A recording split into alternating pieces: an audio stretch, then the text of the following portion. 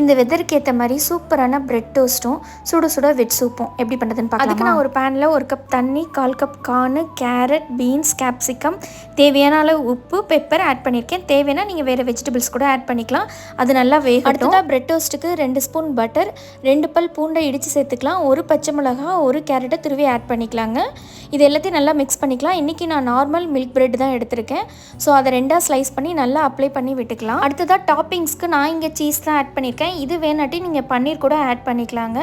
அதுக்கு மேலே கொஞ்சமாக சாப் பண்ண ஆனியனும் ஆட் பண்ணி அப்படியே அவனுக்கு ட்ரான்ஸ்ஃபர் பண்ணி 30 செகண்ட்ஸ் வச்சு எடுத்துக்கலாம். இந்த பக்கம் பார்த்தீங்கன்னா சூப்பில் உள்ள வெஜிடபிள்ஸ் எல்லாம் நல்லா வெந்துருச்சு. 1 ஸ்பூன் கார்ன்ஃப்ளவர் மாவு தண்ணி ஊற்றி கலக்கி நான் ஆட் பண்ணிக்கிறேங்க.